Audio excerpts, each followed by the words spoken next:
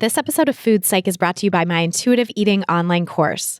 If you're ready to break free from diet culture and reclaim the life it stole from you, learn more and sign up at christyharrison.com/course.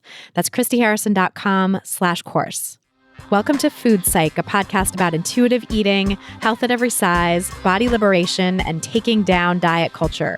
I'm your host, Christy Harrison, and I'm an anti-diet registered dietitian and certified intuitive eating counselor, offering online courses and programs to help people all over the world make peace with food. Join me here every week as I talk with interesting people from all walks of life about their relationships with food and their bodies. I remember I was teething, little gums bleeding, cried every evening, it was all about eating. When I became a teen, it was all about beefing. Now I'm ready for the world, trying to sink my teeth in, stacking it. Hey there, welcome to episode 181 of Food Psych. I'm your host, Christy Harrison, and today I'm talking with Laura Thomas, a registered nutritionist and fellow certified intuitive eating counselor, and the author of the new book, Just Eat It: How to Get Your Shit Together Around Food.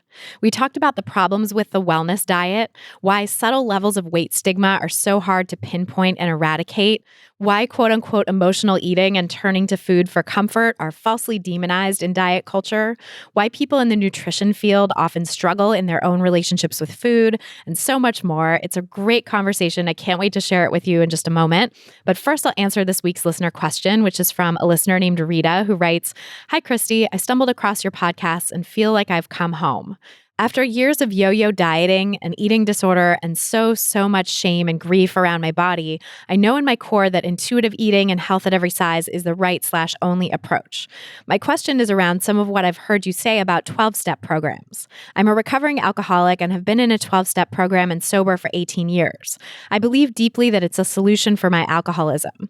Is it your belief that 12-step programs don't work, or more that food addiction itself isn't really a thing? I so want to wholeheartedly embrace intuitive eating and have started with a mini course, but I fundamentally know that AA saved my life and I'm feeling a little confused and conflicted. Thank you so much." So thanks, Rita, for that question. It's a great one. And before I answer, just my usual disclaimer that these answers and this podcast in general are for informational and educational purposes only and aren't a substitute for individual medical or mental health advice.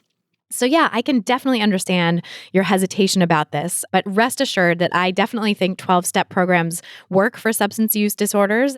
And your experience is very much proof of that, right? Like AA has been working for you for 18 years, which is amazing. So definitely don't let any sort of comments from me sway you in any other direction, because it sounds like what you're doing is really working, and just keep doing what you're doing in that regard because you know yourself and you know what you need to stay sober. The problem that I have with the 12-step model is just that while it's great for addressing issues with drugs and alcohol, and it really is, it doesn't work for food because food addiction isn't really a thing, like you said. And that's not to say that people don't feel addicted to food, because you definitely can. And I know that I did in the midst of my disordered eating too. So the thing is that chronic dieting and disordered eating can absolutely make it feel like food has an addictive quality. It might feel like if you let certain foods pass your lips, you just can't stop eating them, right? Or if you have them in your cupboard, you just keep going back for more. And it might feel like certain food groups in particular, like carbs and sugar, are completely irresistible even when you're already full. And those feelings are very real, but they're not caused by addiction, even though they might feel addictive. They're actually caused by restriction and deprivation. So we talk about this a lot on the podcast, but basically when we deprive our bodies of nutrients and energy, our bodies think that they're starving, and so survival mode kicks in. And this drives us to eat anything and everything, but particularly foods that will give us instant energy, really quick source of blood sugar. So that means carbohydrates and sugary foods. And so until we are really able to feed ourselves adequately and to not be in that state of deprivation where our bodies are in survival mode, and until we show our bodies that they can really trust us again and allow them the time to rebuild that trust, we're going to continue to feel out of control around food because our bodies are trying to protect us from starvation. So I call this the restriction pendulum, the inevitable process of swinging from restriction to feeling like you can't stop eating or binging. This is also known as the restrict binge cycle. But whatever you call it, that's the reality of how our bodies respond to starvation and deprivation. And by the way, when I say starvation, that might conjure up images of really severe restriction or emaciation. And in fact, that's not the case. So your body can go into starvation mode even from a diet that seems like it's pretty low key, just a quote unquote lifestyle change or a plan or a protocol or a reset or a reboot or a cleanse or a detox. Like there's a million things that diets call themselves by now. And they actually all are a form of starving the body in some way. There's definitely physical deprivation, physical starvation that happens. There's also psychological deprivation and psychological starvation that happens when you go on diets or when you restrict your food in some way. And so whatever the case, whatever level of restriction you're doing, it's still restriction. And the way that your body's going to respond to it is by swinging back and forth on that restriction pendulum. So there is another way, though. You don't actually have to stay stuck on that restriction pendulum forever. The key is letting go of the restriction and letting go of the chronic dieting and relearning the intuitive eating skills that we were all born with. Because as I always say, intuitive eating is the default mode. And these intuitive eating skills really support us in making decisions based on our body's needs, not on diet culture's rules. And I promise that when you eventually get the hang of intuitive eating, you won't feel addicted to food anymore. It's true that for a long time, those feelings might persist. You might still be responding to the trauma of having been deprived for a long time, but eventually things really will settle. The pendulum really will stop in the middle. Once you get the hang of intuitive eating and have really gone through the process of breaking free from diet mentality and diet culture, all the internalized diet culture beliefs that you have, making peace with food, learning to trust your hunger and fullness cues, and all of that, which is a really advanced move, by the way. Hunger and fullness cues are like super advanced, especially for anyone who is currently struggling with an active eating disorder. So that might be way down the line in recovery for some of you listening, and likely is, because we get really taken away from those intuitive eating skills we're all born with when we engage in disordered eating, and especially when that gets entrenched into a full-blown eating disorder. But anyway, ultimately, intuitive eating is going to support us in making decisions about food that don't have anything to do with diet culture's rules. And I'm including in diet culture's rules the 12-step model of quote-unquote abstinence. Because like I said earlier, the 12-step model is great for substance use disorders and has worked for so many people, but it just doesn't work for food because quote-unquote abstinence from particular foods is the exact opposite of what people need when they're feeling as if they're addicted. And again, with food, it's not actual addiction the way it is with alcohol and drugs. But the abstinence approach to food actually exacerbates disordered eating because it puts people on the restriction pendulum, aka the restrict binge cycle, or in some cases, it drives people into anorexia-style restrictive eating without any compensatory binging, just full-on restriction. And so either way, it's driving people into a disordered place with food. It's making their eating more disordered. And that's really because taking an abstinence approach with food just feeds right into the oppressive mindset of diet culture, which is a system of beliefs that demonizes some foods while elevating others and stigmatizes some bodies while elevating others. So back in the 1960s, when diet culture had been going for quite a while already, but it had ramped up to a real fever pitch in the 60s, the 12-step world decided to wade into the realm of food. And that was really a mistake because it misapplied the model of addictive substances, which works for actually addictive substances, to food, which is not, in fact, addictive. And so it's only when people are deprived, again, of food that they start to feel a sense of compulsion around it. And diet culture does this. It demonizes certain foods. It points the finger and lays the blame on food, when the real culprit is diet culture and dieting behavior itself. And so diet culture is still doing this today, and there are still people who believe that food is addictive. There's even some research claiming to have found that food is addictive, but that research is incredibly flawed. So it hinges on the concept that when we eat food, the pleasure centers in the brain light up. And researchers point to this as evidence that food can be just as addictive as drugs, which also light up these pleasure centers in the brain. And of course, that pathologizes the idea of food being pleasurable, right? It makes it out to be a bad thing. It equates food to drugs, which are really devastating and have terrible effects on people's lives. And so it paints the idea of food as pleasure as a problem. And in a world that's obsessed with quote unquote good and quote unquote bad foods and restrictive lifestyles, right, in diet culture, it makes sense that this is how the research would be interpreted, that it would be interpreted to say pleasure is bad. So remember that even science is biased by our culture and our perceptions of what is true, because scientists are people too. They grow up in this same culture that we all grow up in. They have biases that they bring to the table and the ways that they interpret their research.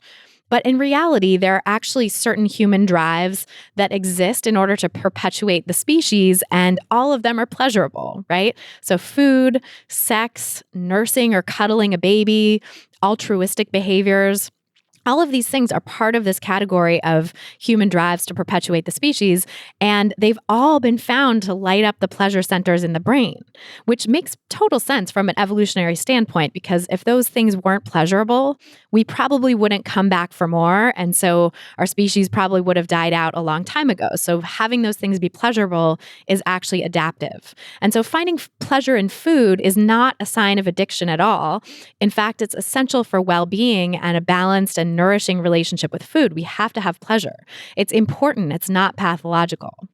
And so when we try to fight this natural inclination, fight this adaptive mechanism that keeps us excited about food and enjoying food and keeps us thriving and nourished, that's when we start to really struggle.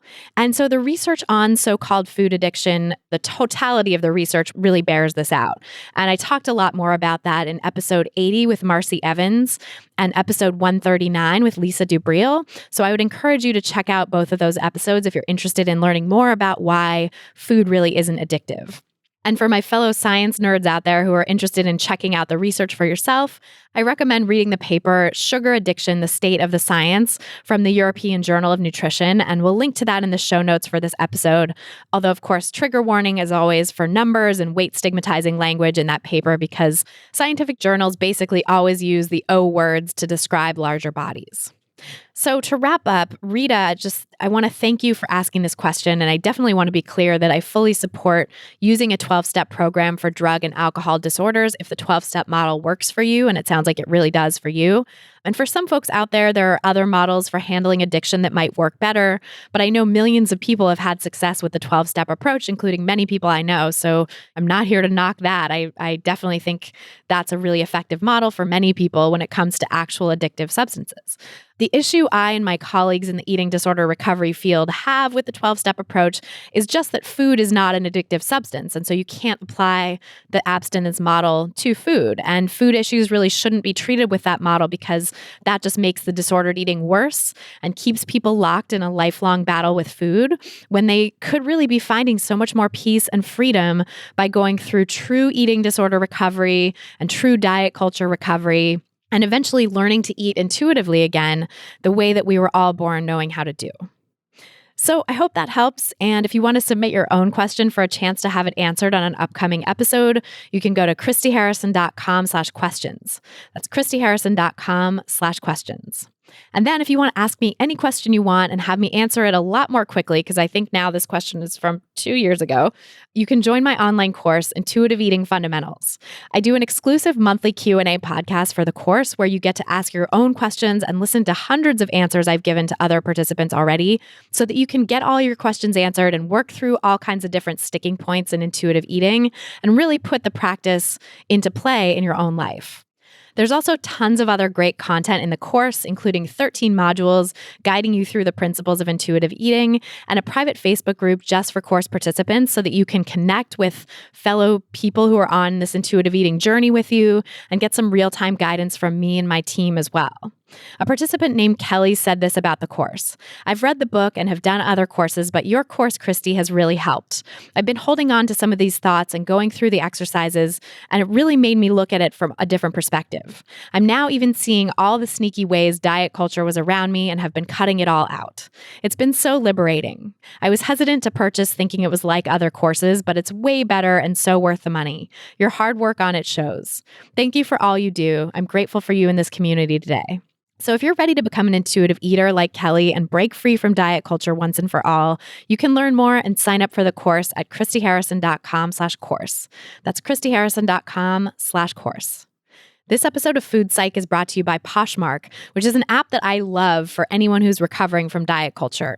On Poshmark, you can shop from millions of closets across America, which is a great way to make sure you always have comfortable clothes that fit the body you have now rather than the body you used to have or the body you think you should have without breaking the bank. And Poshmark helps you sell the stuff you don't wear anymore so that you can trade in those triggering clothes in your closet for some cash in your pocket. Poshmark has a really impressive range of brands all across the size and gender spectrum, including a great selection of plus sizes. You won't believe the deals you'll find, and shipping is super fast and easy for both the seller and the buyer, and it's all handled through the free Poshmark app. When you see something you want, just make the seller an offer so you can get items at a price that works for you. And when you're ready to get those old clothes out of your closet, listing on Poshmark is super easy. Just upload pictures of your stuff to the app, set a price, and then ship them to the lucky buyer. Today, you can get $5 off your first purchase when you enter the invite code FOODPSYCH when you sign up. Just download the free Poshmark app, sign up, and enter the code FOODPSYCH, that's FOODPSYCH, for $5 off your first purchase. And now, without any further ado, let's go talk to Laura Thomas.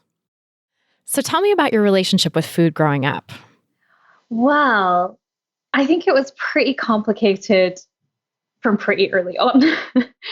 So I was obviously thinking about this before getting on the call with you, Christy, and I remembered one kind of uncomplicated memory, I suppose, that I'd like to share, which is that when I was probably about 2 or 3, my mom tells the story of me like tipping soup bowls over. Like I just didn't like soup very much.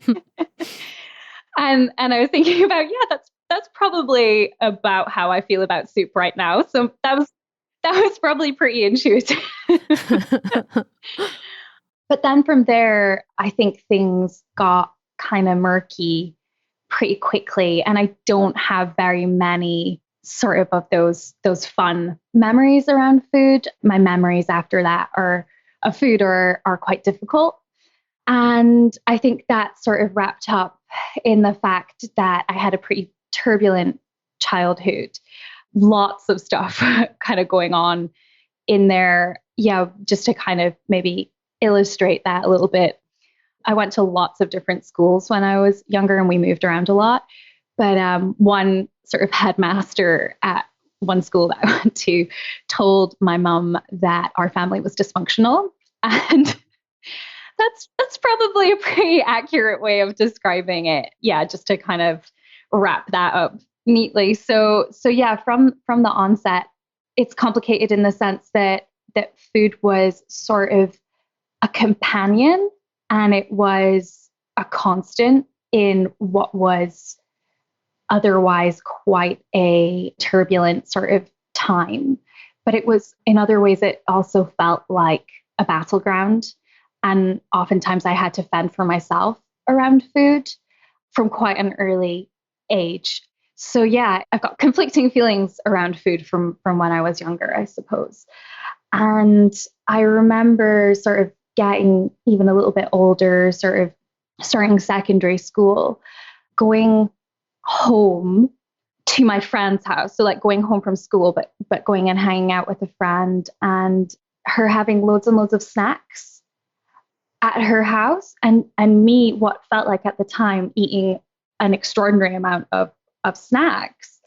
And I don't remember being restricted at my own house, but for whatever reason, I go really hard on snacks at hers. And I remember having a real sense of shame around that.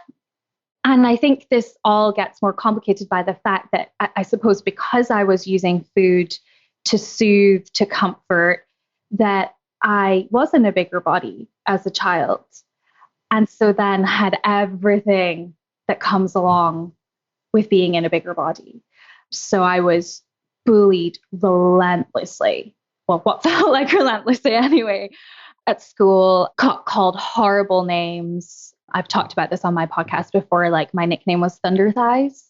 And objectively, I was bigger. I was a fat child.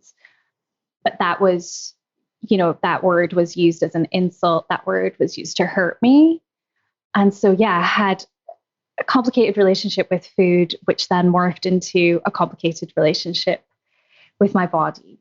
And I'm sure that exacerbated your complicated relationship with food too, right? Because in our culture, I mean, I talk about this a lot, where the concept of emotional eating, I think, is largely, for the most part, like there wouldn't exist this concept of emotional eating if it weren't for diet culture, because diet culture sort of creates that as like a thing to blame and a thing to point to as oh, this is what's causing your larger body and this is bad and you need to stop doing this, right? And so if you turn to food for comfort, which I think is a natural thing, and especially for kids who have trauma, I think it's a very easily accessible thing. And easily, it's like most kids are not going to be able to access other ways of coping that might be, especially in a dysfunctional family, like you don't, and I identify with that term as well, having come from a pretty dysfunctional family myself, not being given the sort of coping skills by your family, not being taught the coping skills that might be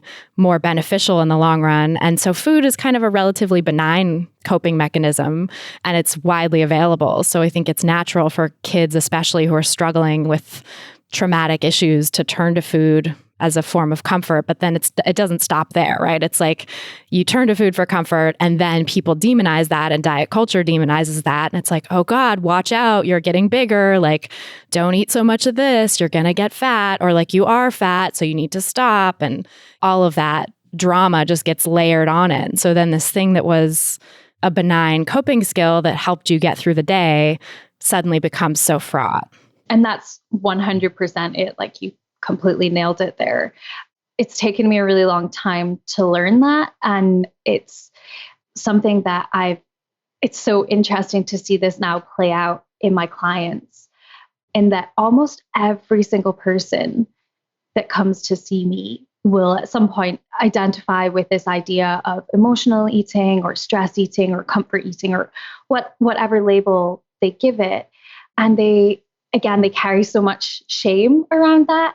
And it takes so much work to unpack that and explain that, like, no, that's potentially all you had available to you to look after yourself in that moment at that time. And you were doing the best that you can.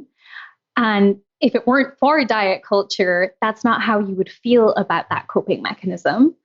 So how can we maybe reframe that and look at it as actually this is A, serving a purpose, and then B, let's try and think about what is the purpose that it's serving? What is that need that emotional or comfort eating is serving for you? And if we can kind of look at it in those terms, then we can figure out other ways to meet that need. Let's not take away the emotional eating, but what can we add to that?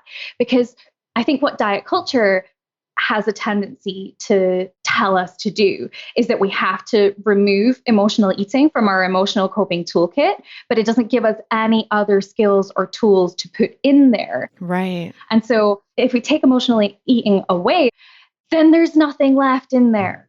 And then you're in a far worse place than when you started off. Yes, exactly. It doesn't give you any other solution. And I think too, like, diet culture creates this sense of restriction and deprivation because it's depriving you of this thing that was a comfort and also depriving you of food, because usually on the flip side of emotional eating is this like impetus to restrict.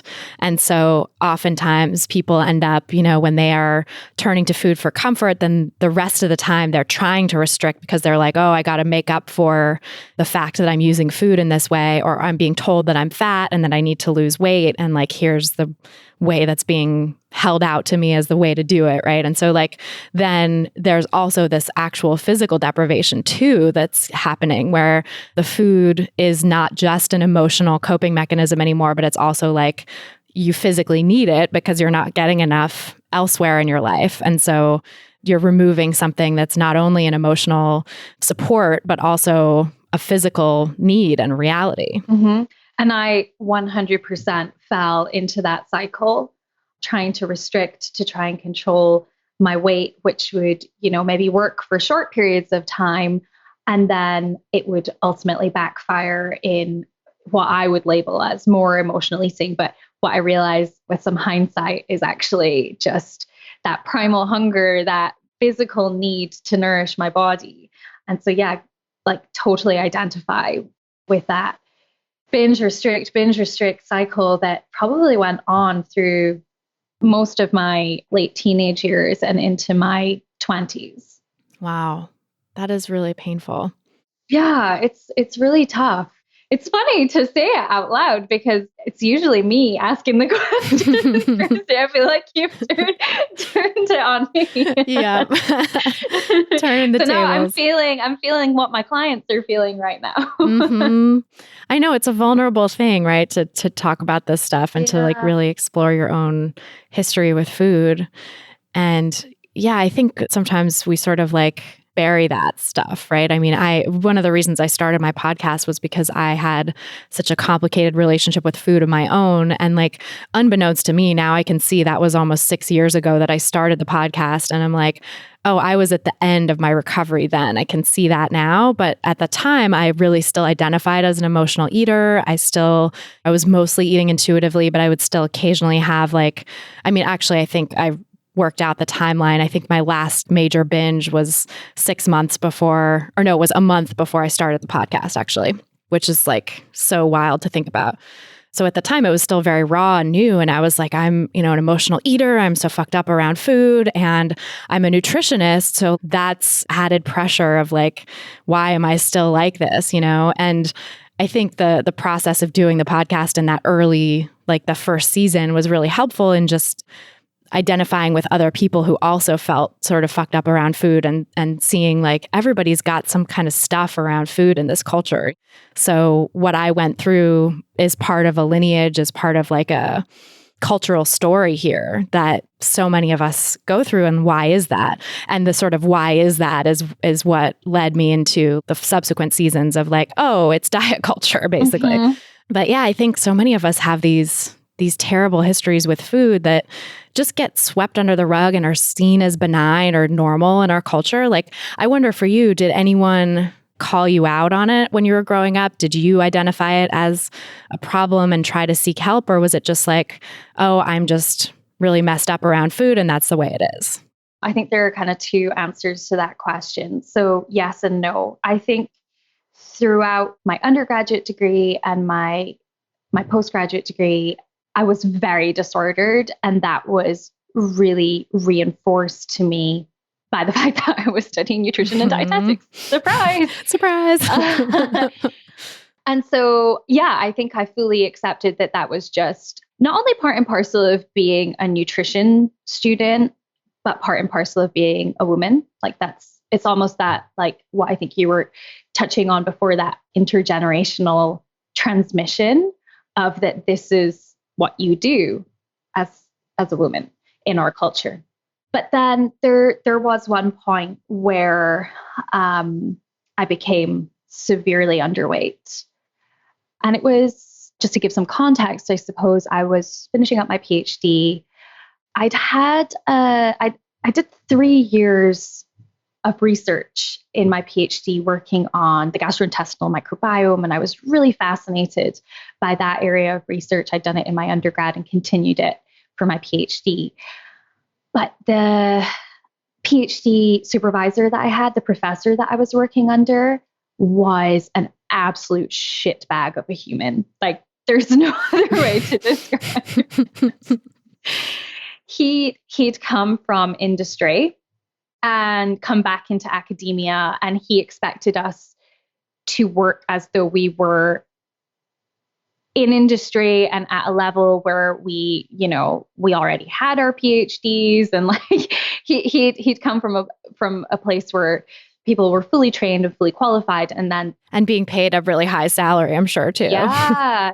To then, like, I was the most senior person in the lab for a long time, and I only had a bachelor's degree, and I was basically like the lab tech and training undergraduate students and trying to get my PhD and TA and all this stuff. And there were 3 of us in the lab, and we all ended up on antidepressants. Oh my God. Yeah, it was a really, really awful environment. And ultimately, that professor didn't make tenure. Good. Thank God. Yeah, he definitely didn't deserve it. But he like pretty much fucked us up in the process of that little experiment, or that foray back into academia. And so that had a knock-on effect on my appetite. And so I as you might expect or as what can often happen when people are taking antidepressants, is you lose your appetite and subsequently might lose some weight. But then I kind of like went on like that for a while. I got a new advisor who I really liked. I got a new project who I really liked, and actually more aligns with the work that I'm doing now because it was in behavior change. So I was looking at behavior change theory, which is still a huge interest of mine. But then I went through a really shitty breakup, like a really, really that first real heartbreak where you've been like living with a person and then they like do some shady shit behind your back. Oh, God. And then you find out that it was in your bed, in your house. And Oh, it was just not great. Oh. And I can it's fine. We're totally over that. Good. But at the time, it was the worst thing it wasn't the worst thing that had ever happened to me, but it felt like it was the worst thing. And I think probably because, going back to like my early experiences and maybe not being able to cope, not having that sort of emotional infrastructure to know how to deal with that definitely came up for me again as an adult. Yeah, relationships can push on that stuff so hard. Well, yeah, it's just a microcosm for all your shit, isn't it? It really is. So I guess I've been thinking about this, and I think that I just embodied how fragile I felt. And I became very, very thin. And at that point, my mom was like, you need to eat. And so people were, there were people around me. I remember my friends were always like trying to take me out to dinner and come over with food. And they were so supportive. I had like a really great support system, which I think ultimately was the thing that stopped it from becoming like a clinically significant eating disorder. And I think, I healed with time and with good support and friendships and things. And so ultimately it didn't get to a point where sadly it does for a lot of people. But I think then even with that, there was a shape shift into like wellness, which I know is like your favorite thing. Oh, yes. And ultimately, oh God, this is so mortifying. Christy, I'm so embarrassed about what I'm about to say, but I started a wellness blog. Oh. So many people have been down that road. I know. But Christy, I was like, but I'm a scientist. Right. I have a PhD in nutrition, so I'm just going to focus on the minutiae of detail about this one micronutrient. Sure, right.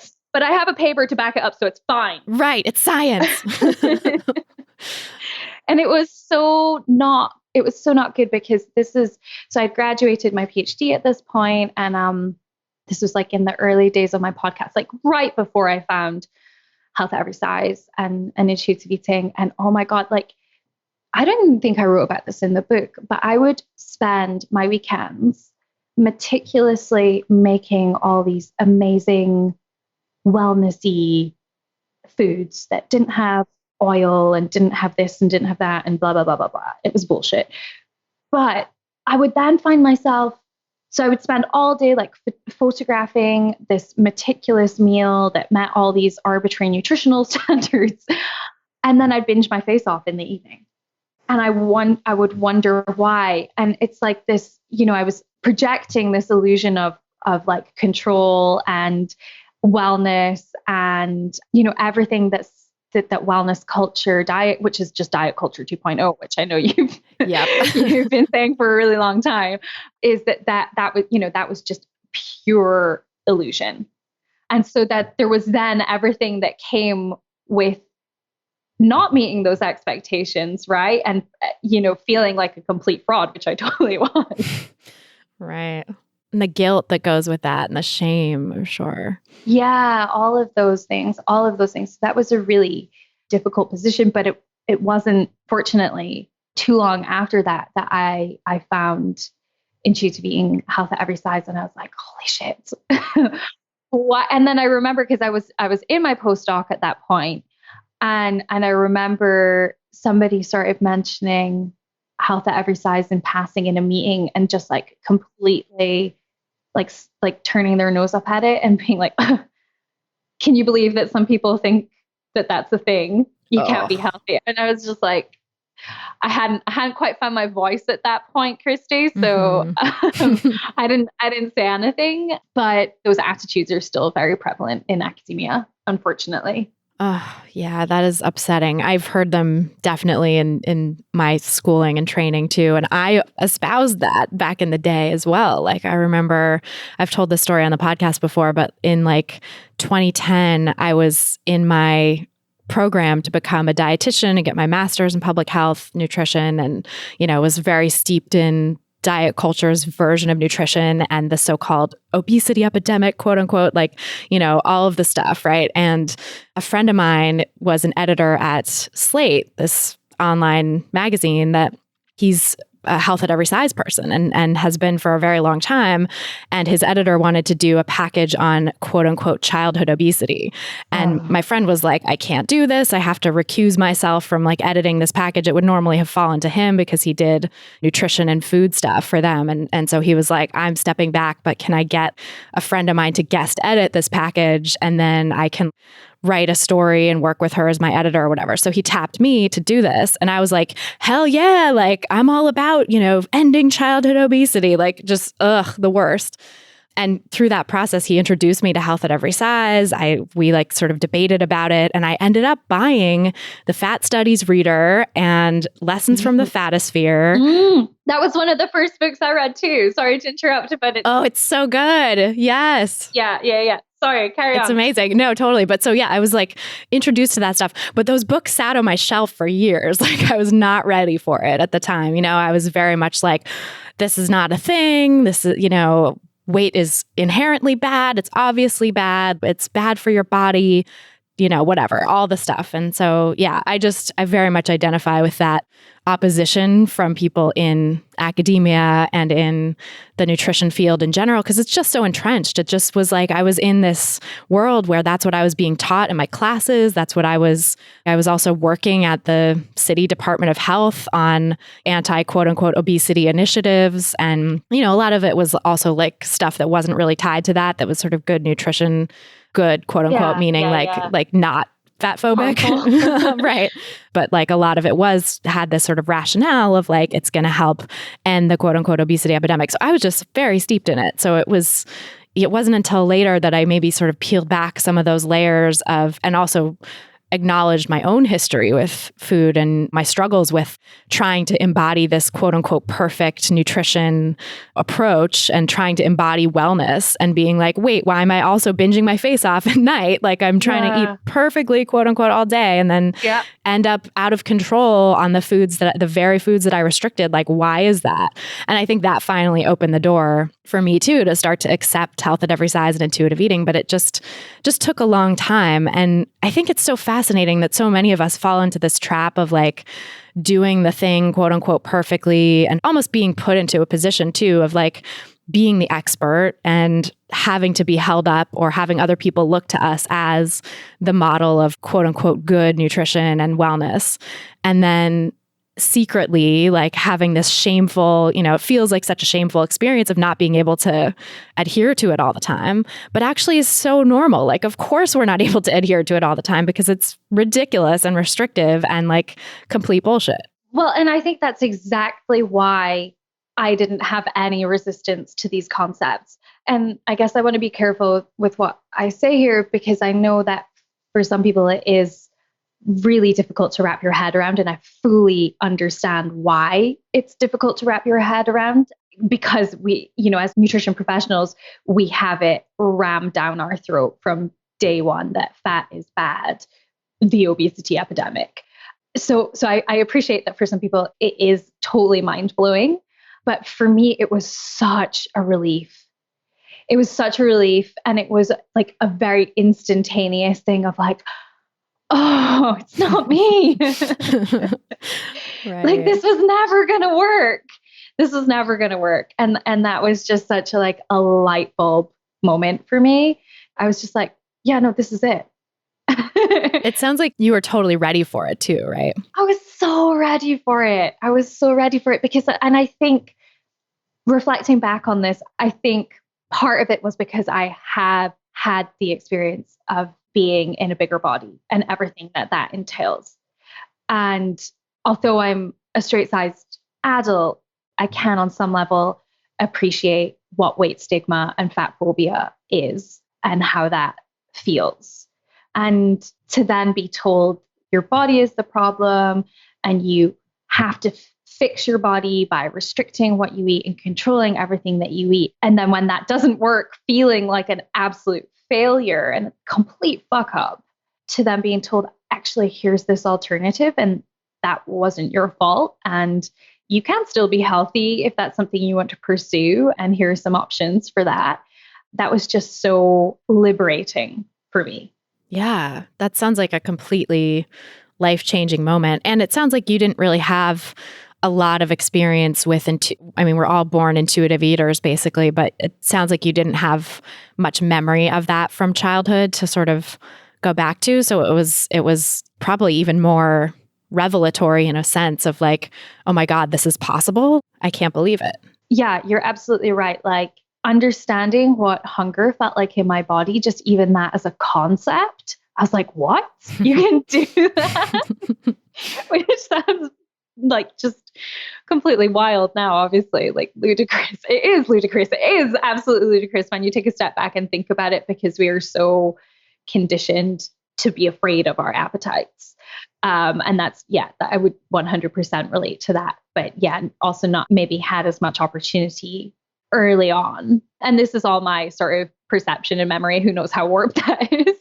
But my experiences, like I said, from an early age were that food was difficult. So yeah, you're right in that I didn't have much exposure to what intuitive eating feels like. And although I kind of grasped it intuitively and I understood the principles behind health at every size, that was still a process for me after that. And certainly even not just for myself, but in my clinical practice as well. And I never went down the route of pursuing weight loss with people because I think I had this, health at every size lens, but then actually using and applying the tools of intuitive eating, I think came later. I guess I was using the tools of intuitive eating or some of the tools of intuitive eating, but didn't know that that's what that was initially, and then developed my practice a bit later on. Gotcha. That makes total sense.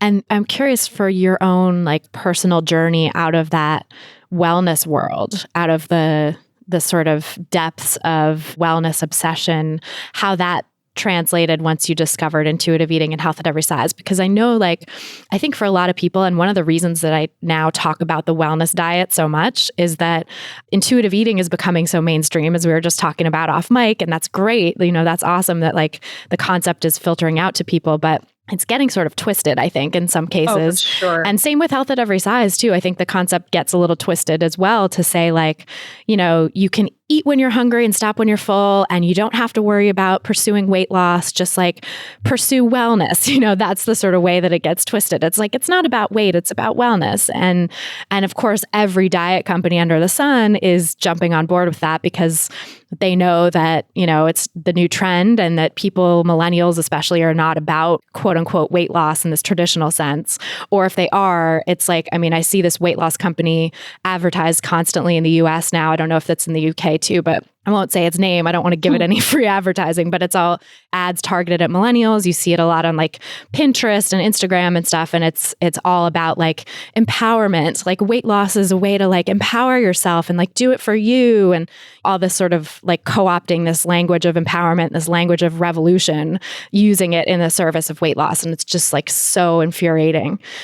And so, I think that the weight loss industry and diet culture in general have really glommed onto this idea of it's not about losing weight, it's just about being healthy. And so intuitive eating and health at every size, I've seen, and even I did this, a little bit in my early days with those things too, where you're still holding on to a little bit of the diet culture ideas about wellness or about nutrition or whatever, while trying to apply it in this framework that's totally not about that. That's totally outside of diet culture. And so it's a little bit, it gets a little bit blurry. And I think it's a process to kind of work through, how much of this can I give up? How much can I let go of this wellness bullshit and fully come into an anti-diet stance? Yeah. And that was, for want of a better word, a journey.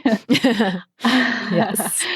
Because I think there were a couple of things going on for me sort of personally at that time. Like I'd been in academia where there are certain expectations on how you communicate, how you talk about science, and particularly as a woman. And then, like I'd said, I'd had this big breakup. And so I'd moved back to the UK. Because you did your PhD in the US, right? And then I did my PhD in Texas, and then I was in upstate New York doing my postdoc.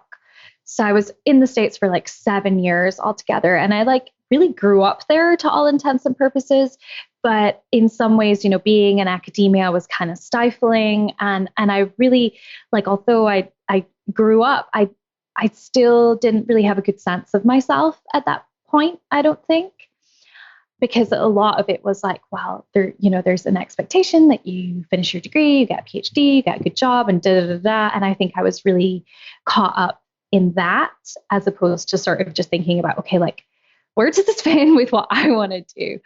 And so ultimately, I was doing my postdoc, and it was really making me unhappy, which was partly expressed in the disordered eating, right?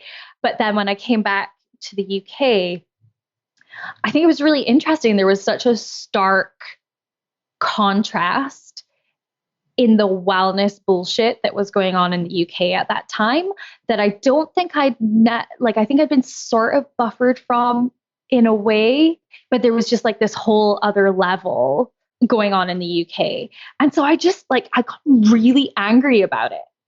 And and I started writing articles that were kind of like calling out the bullshit, basically.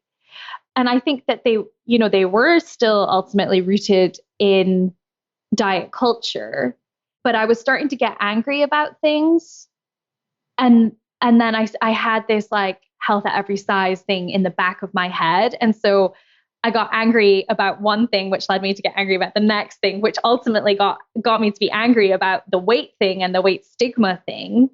And so I think that was kind of like the progression and the evolution. Yeah, that makes total sense. And I think, it's interesting, like this idea of getting angry about the wellness bullshit, which I do think the UK had a sort of particular moment with that, and all the sort of major takedowns, the articles in like Vice and The Guardian and like these sort of big articles about why wellness was bullshit were also coming out of the UK. So It's sort of interesting. But like I did notice also that a lot of those articles, while like so well said and spot on in taking down the wellness diet, basically. Clean eating. Yeah, exactly. Clean eating and the Instagram gurus that were touting that at the time and still are to some extent. Mm-hmm. While those articles were such great takedowns of that, they still ultimately circled back to like, but of course you need to like watch your weight. And of course you need to be like eating sensible portions or whatever. They still had this ultimate diet culture message that was so disappointing. And I was like, oh, I really want to share this article, but it's not really appropriate for my audience or whatever. Yeah, 100%. It's almost like it went so far, but not quite far enough. Because they were missing that health at every size piece. And it's great that like you brought that in once, you had this sort of anti-wellness bullshit lens, and then you also brought in the health at every size piece. Like, I feel like that was what was missing from The Guardian and the Vice article and like all the other articles, the sort of mainstream ones. I feel as though it still is to some extent. I'm seeing it more and more. And I've actually, I don't know if I can say this actually, but I've been asked to write something for The Guardian, which, I'm going to put obviously a non-diet spin on. So we are making progress. So in the summer, some colleagues and I wrote a letter to Jamie Oliver. Do you know who Jamie Oliver is? Yes. Yeah. One of the uber proponents of the wellness diet. Yeah. And so he's on this like childhood obesity crusade at the moment, which is massively problematic. But some colleagues and I basically were like, right, we've had enough of this shit. We need to do something about this, but it needs to be constructive. Like, we can't just keep screaming into the echo chamber of the people who are already on board with what we're saying. We need to try and like kick this up a level and address someone that we might have some potential to influence to change.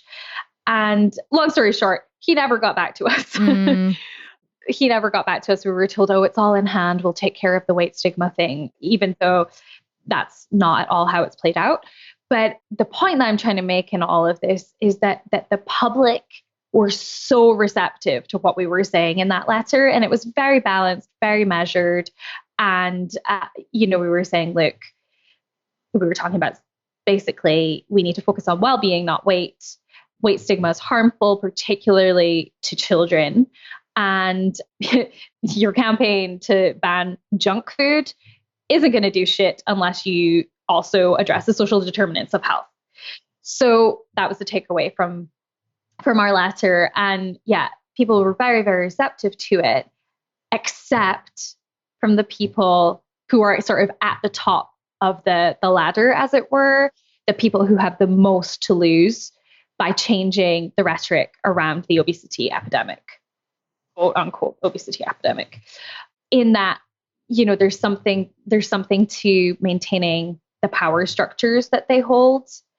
And they're so deeply invested in this narrative that was where the resistance was coming from. Like, I think the general public are ready to hear this message, but it's academics, it's researchers, it's public health, it's the people who've, and understandably they've invested their entire careers in this message. So I appreciate on one level that it's very difficult to change. Yeah, they have a lot to lose. They've got so much to lose, but at the same time, that rhetoric is so, so harmful and so problematic. Absolutely.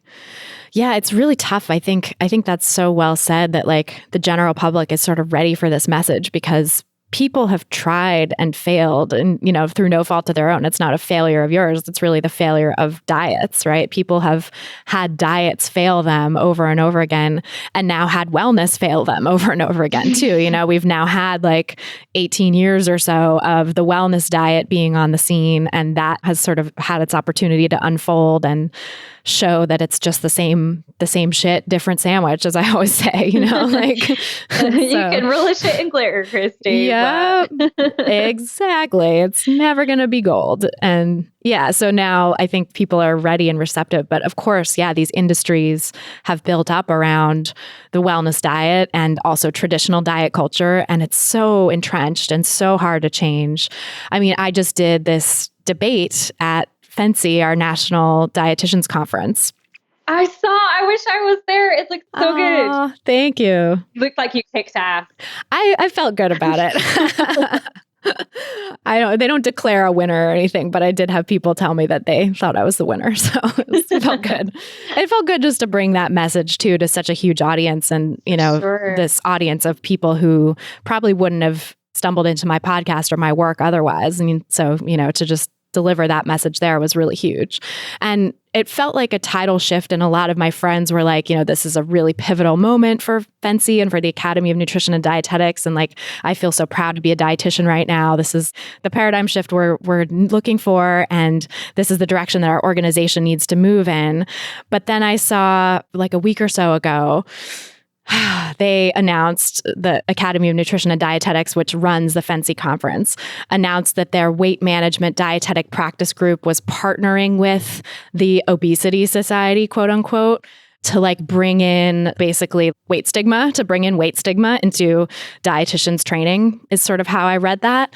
And it was actually the people, like the head of the weight management DPG is the one who put on this debate and was really lovely to work with and was actually, just a very kind person from what I experienced with her. But to see that she had been in talks with this quote unquote obesity society, which I believe my opponent is a part of from that debate, and that they got together and decided this was going to be the direction that the weight management DPG needed to go. Dietetic practice group is the DPG. It's like, these sort of silos within the organization, was just really, really disappointing to me. I was super bummed out to see that because I was like, man, this debate that really opened people's minds and was such a revolutionary step for the Academy of Nutrition and Dietetics. I mean, not revolutionary in that it was framed as a debate, as though like one side, there was stuff about it that was definitely not revolutionary, but just the fact that it was there, and the fact that that many people were exposed to it.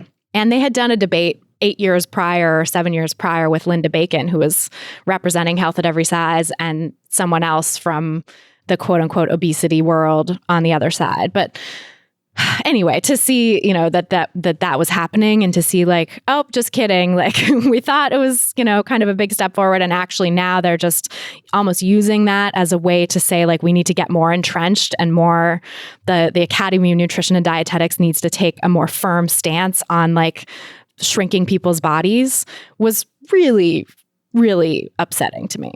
Yeah, I completely feel you on that one, because I'm seeing a lot of the same narrative of like, well, in order to reduce weight stigma, we just need to get rid of fat people. And right. I'm like, what the fuck is going on in your head that's the conclusion that you came up with? Seriously.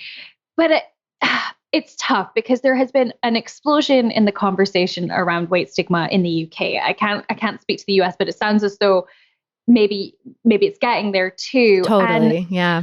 On the one hand, that gives me like so much hope and enthusiasm that maybe we're heading in the right direction. Then I hear things like what you've just said, that there's this policy that is completely antithetical to everything that we're talking about. And it bums me out again. But I have to, for my own self-preservation, I have to remind myself that any social change is slow. And I think that that's just an important message for anyone who's a HAES dietitian, nutritionist, therapist, whatever your profession. Like, nobody tells you when you get into this how fucking hard this work is, how relentlessly you have to work. And I'm just going to, say it like, I can do this work because I have a shit ton of privilege that allows me to do it. And I'm happy to do that work, and, more than happy to do that work.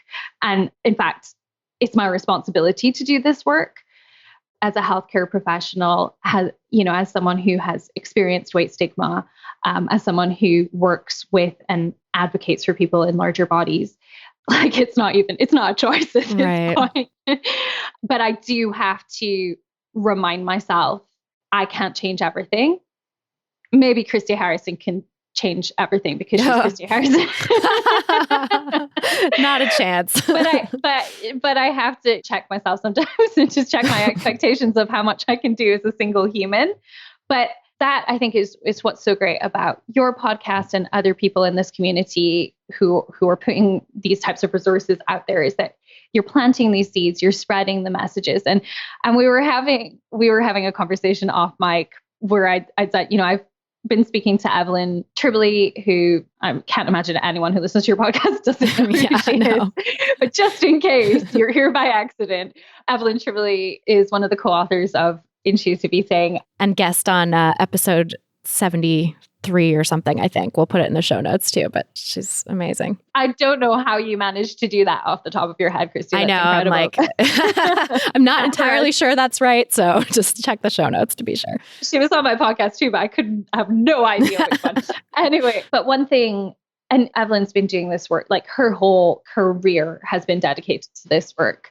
As I was talking about, so I sent her a draft of my book, which was terrifying, but she's so excited about it. And she's so excited about this boom in intuitive eating. And let's just set aside how it could get mangled for just a second. Sure, yeah. But her enthusiasm, as someone who's been doing this work for such a long time, like, if she can be enthusiastic about this and keep going and keep doing this work for as long as she's been doing it, like, that gives me kind of like a kick up the ass to be like, you have to keep going with this. No matter how hard it is, no matter how disappointing it is, no matter when we see dumb shit that the Academy of Nutrition and Dietetics are doing, like, we have to keep going. Yeah, I totally agree. I think that's such a heartening thing to say.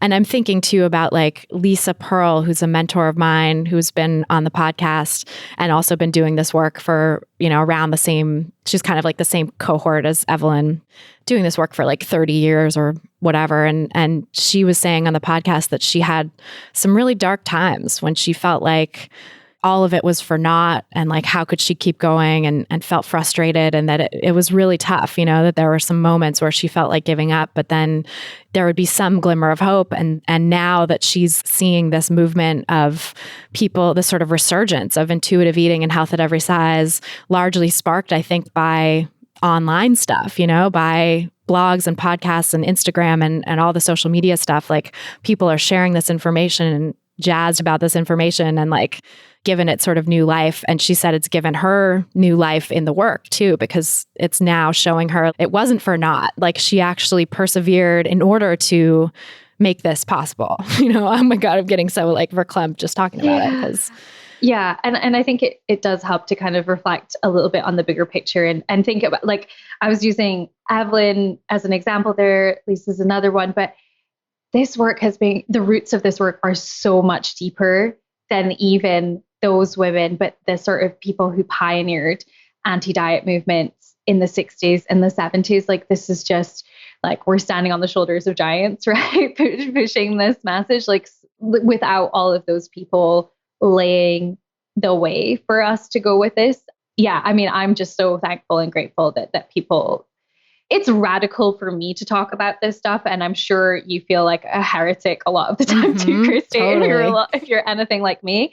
But fuck that, what we are doing is nothing compared to what those people were up against and have been up against. I think with social media, we all kind of know each other. We have a community. Like, it's easy for us, even though we're in really disparate places, we can reach out and spread this message. And it's like a lot easier to spread it now, but I can't imagine what this work was like even back then. Oh my God, I know. That's such a good point. It was heretical. It's heretical now, but it was like, just, I don't know, what's sacrilege, whatever. It's like, yeah, it's just career suicide for a lot of people. Yeah. And that's not even to mention like the people who are activists and not necessarily like health professionals, and especially activists in larger bodies or people of color, Indigenous folks, like people who are already more marginalized, queer people, like anyone doing this work who had multiple marginalized identities, and especially like in a larger body too. The people doing the fat acceptance movement, like who started the fat acceptance movement in fat bodies, were just taking on diet culture head on, and with the extra stigma that gets layered upon people who don't fit diet culture's standards, because I think for like you and me, and even like Evelyn and Lisa, to do this work, we're insulated to a certain extent by body privilege, right? Yeah. By like white privilege, by size privilege and all that stuff, and education. And I joke that the only privilege I don't have is a dick, but it's true. Like, I have every other type of privilege available. And I just have so much respect for people who, despite the fact that they have intersecting identities that have extra layers of shit to wade through, are still putting themselves out there and doing this work. Like, it's incredible. Totally. And making it possible. I mean, I think without the work of those folks back in the 60s and 70s, like, we wouldn't be here today. No, not at all. And they went through so much shit. And still today, people like our colleagues in larger bodies, our colleagues of color, our colleagues with multiple marginalized identities take so much more shit than we do. And like, that sucks. That really sucks.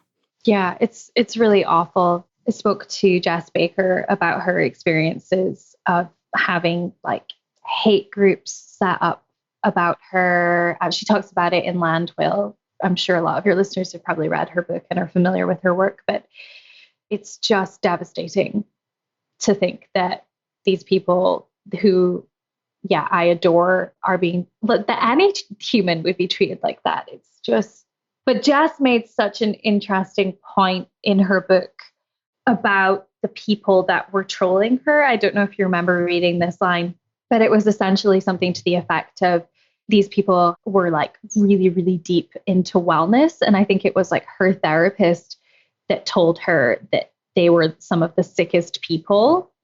I can't remember exactly the line. I'm totally butchering it now.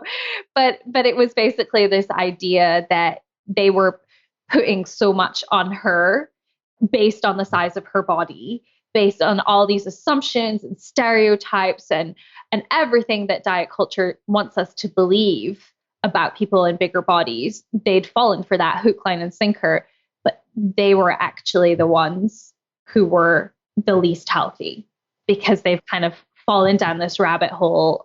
You can't be well, right? To do that to a person. No, it's fundamentally like an indictment of someone's character if they're doing that to someone else. It's clearly, there's something going on for them if that's how they choose to spend their time on this planet. Right, sure. But I guess like sort of bring it back up a level. These are unfortunately not uncommon, but still quite extreme examples.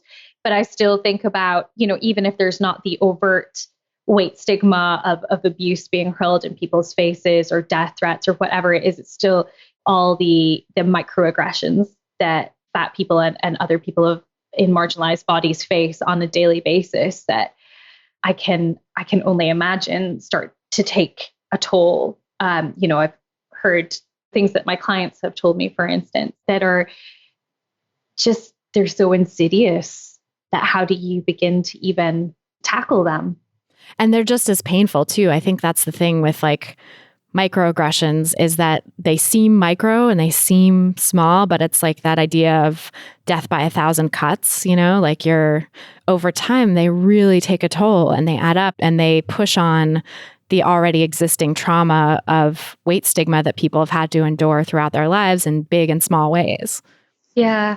And this is what, sort of, again, taking it back to the conversation we were having before about maintaining power structures and the people who are kind of, I suppose, resistant to acknowledging that weight stigma is such a big problem. Like a common criticism, I suppose, I hear from my colleagues in, for instance, public health, is that, well, weight stigma is kind of fluffy, right? How do you measure it? What constitutes weight stigma? And they don't grasp that it's not up to them to decide what weight stigma is. And there are also problems around that in terms of like, well, we have actual concrete validated tools for measuring these things, which I think, again, people who are maybe coming from a more like basic science background rather than a psychological sciences background don't really grasp that, no, we have concrete tools for measuring these things. And so they're less willing to accept it as an issue.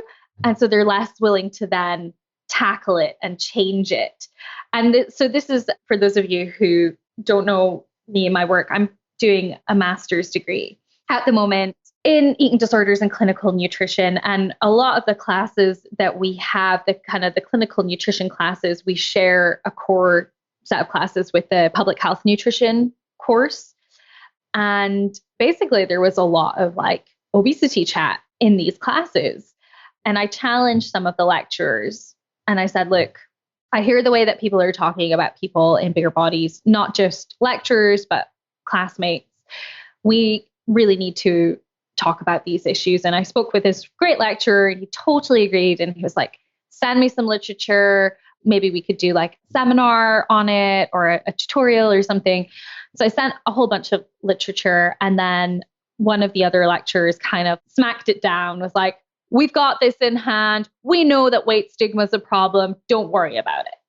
And I was like, all right, okay. And in fairness, it wasn't quite as abrasive as that. I'm adding a poetic license here. But that was the sentiment, right? Like, don't worry.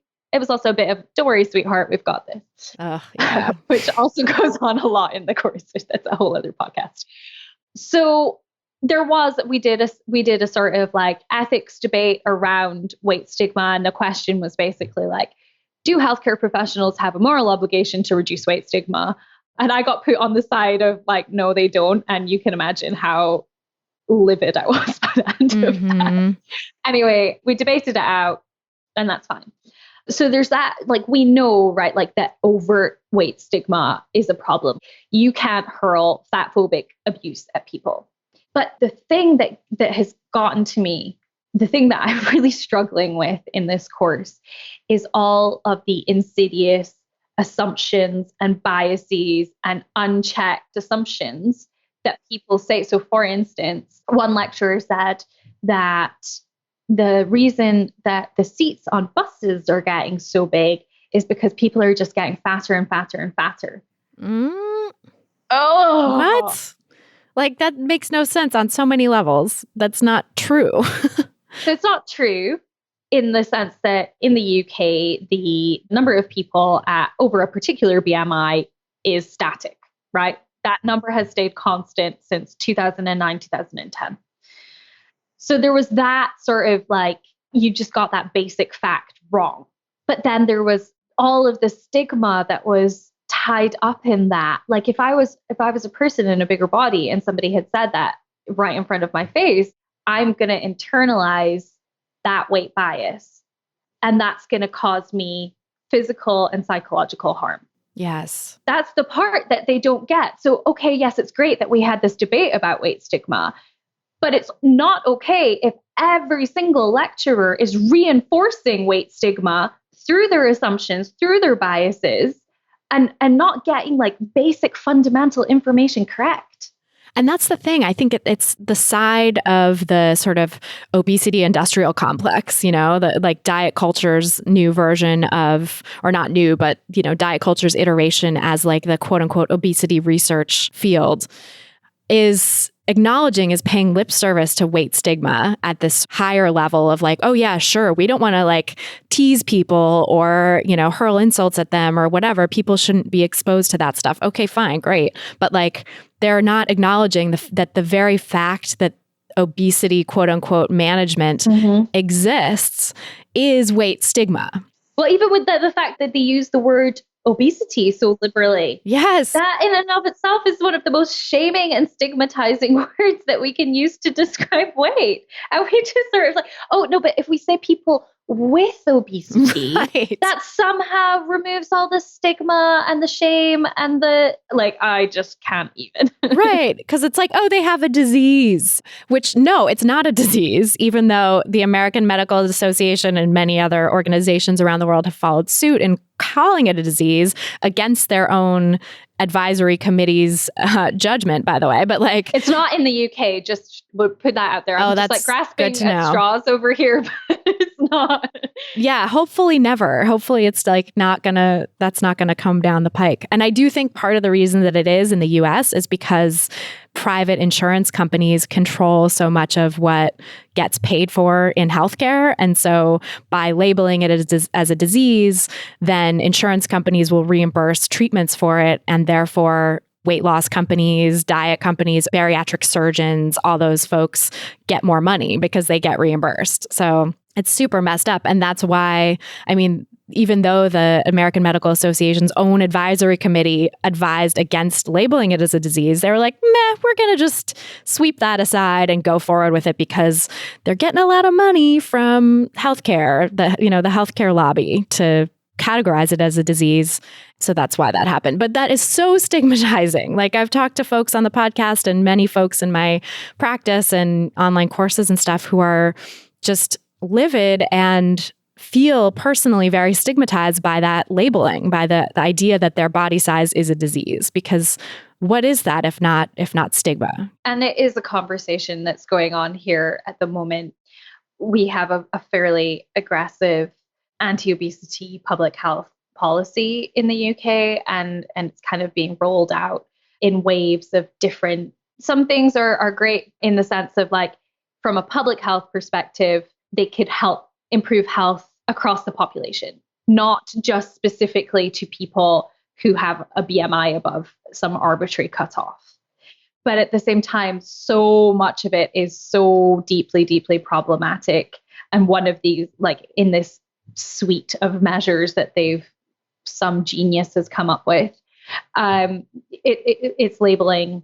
At some point, they're going to try and lobby for labeling obesity as a disease. And I think that actually we have some really great stigma researchers in the UK who are lobbying against that. But whether or not they heed the advice or we go down the route of the US, it all remains to be seen. But at the same time, even more reason that we don't give up and we don't stop fighting, because we have to kind of tackle all of these measures that are coming out of government and try and refute them and shut them down.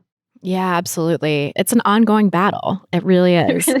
And I think the stronger that our side gets, the stronger the health at every size, intuitive eating, anti-diet side gets, the harder the other side is going to push back. So I think we need to be ready for that too. And I do a lot of work with students, and I'm so encouraged to see a whole new generation of nutritionists and dietitians coming up through the ranks, coming out of the gate as health at every size, intuitive eating dietitians and nutritionists. Like, that just gets me really, I've got a big smile. I know you can't see me, but that makes me really excited that there are people that are doing this like from day one.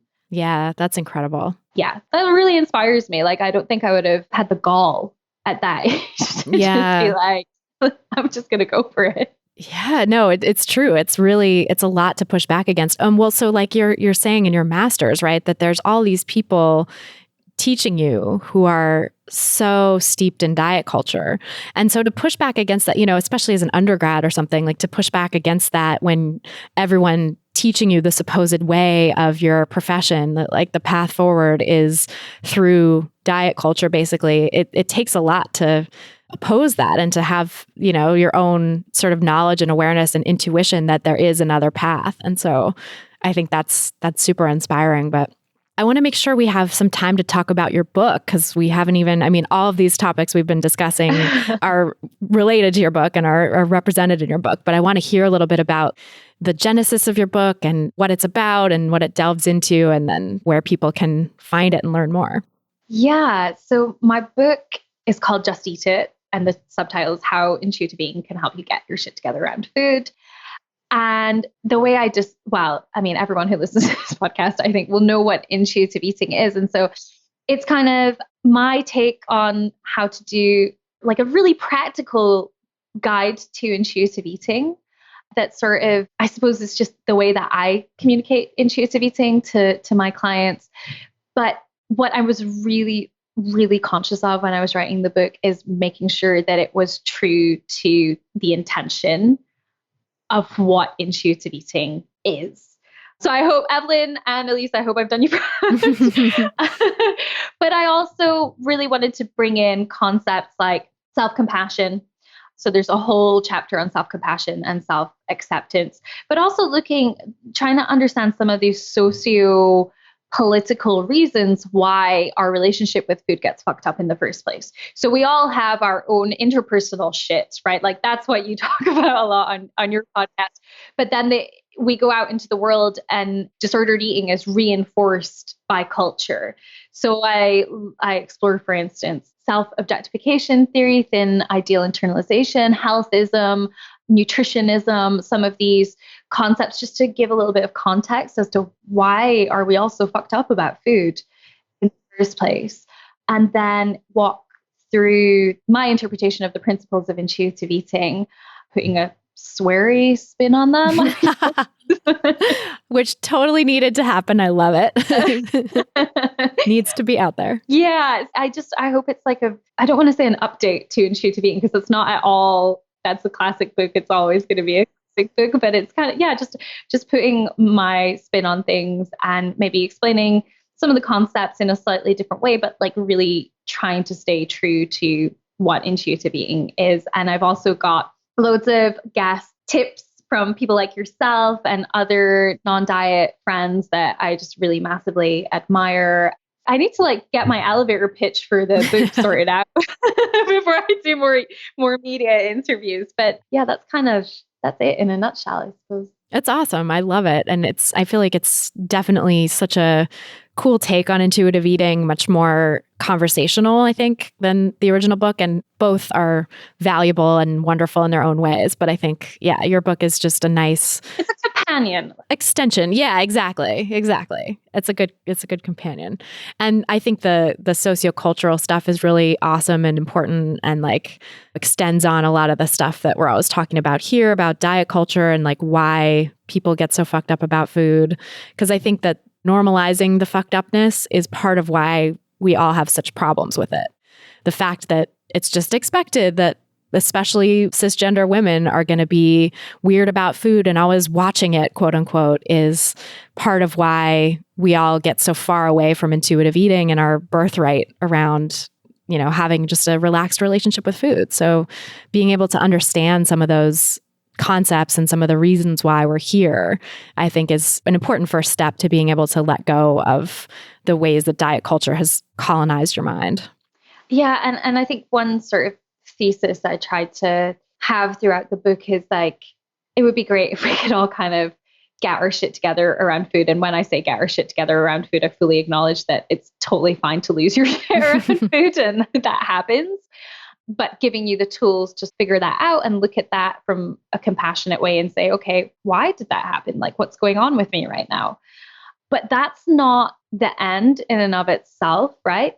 I see intuitive eating as a means to liberate us from diet culture so that we can begin to do the real work of social justice, of reducing health disparities, of all of these, wider sociopolitical problems that we have, because that, like, ultimately diet culture is keeping us like quite, when we have to be like clear about this, that this is a deliberate effect of living in a patriarchal society, is that we are kind of kept in this constant state of confusion and self-objectification and just so focused on our bodies that we're distracted from these bigger picture issues.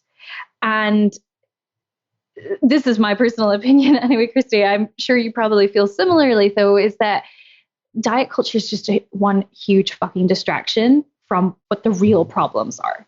Absolutely.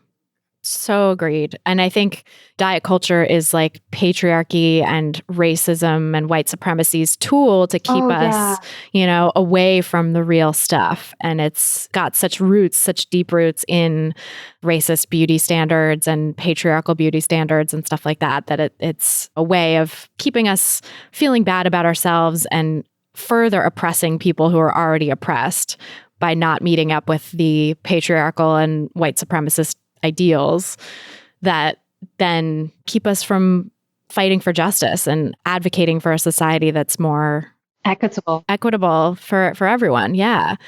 So I think that's beautifully said, and just such an important message for people to continue hearing. Like, it's not just about fixing your relationship with food. It's about helping you be available to so much more in life.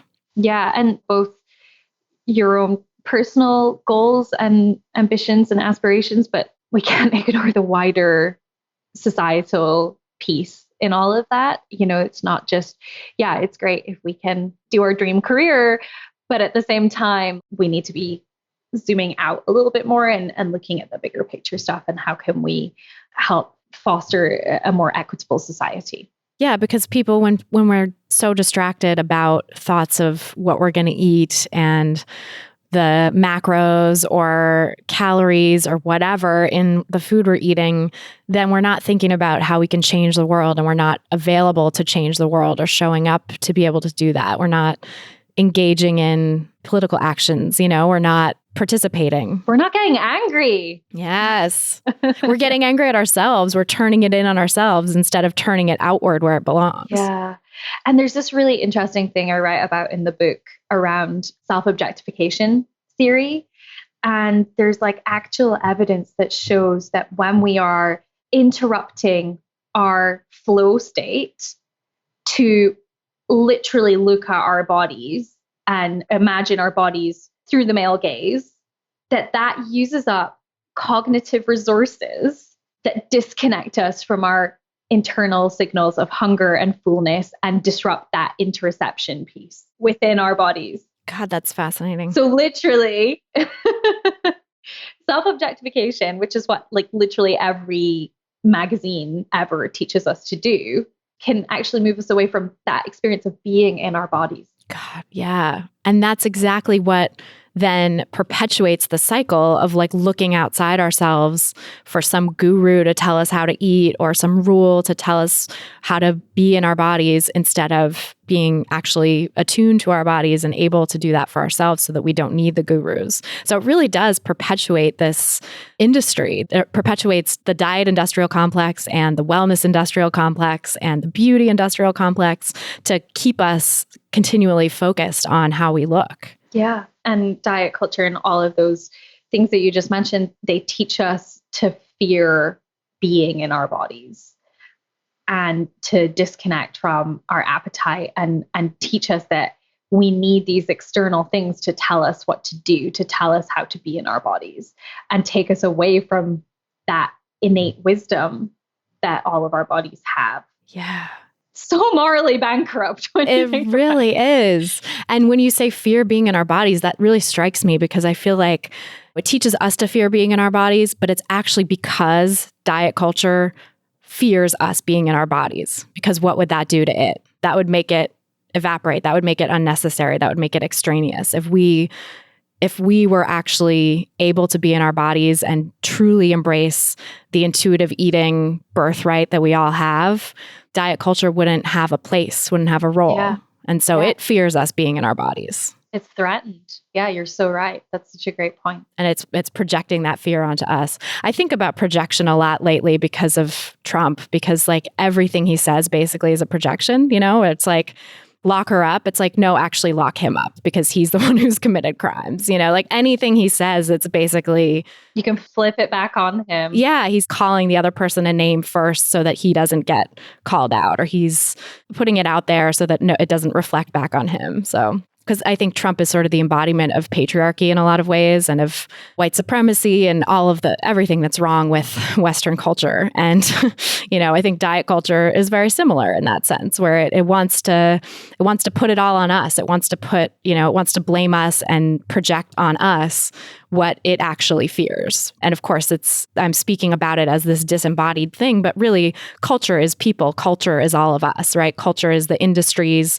People make up the industries. Culture is the entertainment, the media, the stuff that we consume, the little comments in the break room, the magazine articles, whatever, like it's all of it. So really it comes back to people. And I think this cultural fixation on bodies really does distract us from the real stuff. And I think as a culture, we sort of fear what would happen if we took that away. What would happen if we lost that distraction? Yeah, I think that's a really frightening prospect for so many of us because the big stuff is the scary stuff, right? Like it's a shit show out there, Christy, like when you stop and think about it. So like I can understand and appreciate why people want to have this misplaced distraction on their bodies because it's kind of rough out there, but ultimately it's self-defeating. So it's difficult. It's really difficult. I know. Ugh. And we could go on about this forever. This is such a huge topic, but it's such important work that you're doing. And I'm so excited about your book. And I just think it's adding so much to the conversation. So thank you for doing it. Thank you for being here and sharing your story, and tell us where people can find you and learn more about your book and your work. Well, first of all, thank you, Christy, because coming from you, that is an enormous compliment. So thank you. I'm going to gush here, but your work has been so impactful on my own work. And I know other people who listen to your podcast. And so I'm very grateful to have the opportunity to be on your podcast, but also, you know, I've done some trainings and things with you and just enormously grateful to have the opportunity to learn from you. And I can't wait for your book. When's that coming out? Hurry up and publish. Oh my God, I know. I wish it was out like yesterday. To actually answer your question, on socials, I'm at Laura Thomas, PhD. My podcast is called Don't Salt My Game, and my book is called Just Eat It, and it will be out in January in the UK. I'm not sure about the US, if it's going to even be published there. So, but just kind of keep an eye on socials, and I'll update everyone as and when I get those details. That's awesome. Yeah, we'll put links to that in the show notes too so people can find you. And your Instagram is epic, so I encourage people to follow you there as well. It's really, really great stuff you're doing. Oh, thank you. Thank you so much for being on the show. Thanks, Christy. So that's our show. Thanks again so much to Laura Thomas for being with us on this episode, and thanks to you for listening. If you've gotten something out of this podcast, please share, rate, and review it to help other people discover us and to spread the anti-diet message. If you're listening to this on Apple Podcasts, you can easily share by clicking the 3 dots at the bottom right corner of the screen and then click Share Episode. If you're looking for some practical tips to get started on your own anti-diet journey, grab my free audio guide, 7 Simple Strategies for Finding Peace and Freedom with Food. Just go to christyharrison.com/strategies to get it. That's christyharrison.com/strategies. To get full show notes from this episode, including all the resources we discussed, plus a full transcript, head over to christyharrison.com/181. That's christyharrison.com/181. And to get the transcript, just scroll down to the bottom of the page and enter your email address. This episode was brought to you by my online course, Intuitive Eating Fundamentals. If you're ready to make peace with food, become an intuitive eater, and break free from diet culture once and for all, you can learn more and sign up at christyharrison.com/course. That's christyharrison.com/course.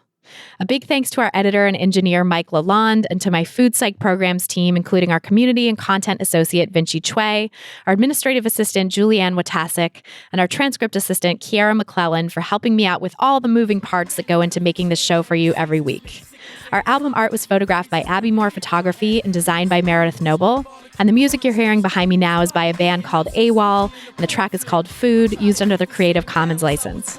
Thanks again for listening, and until next time, stay psyched.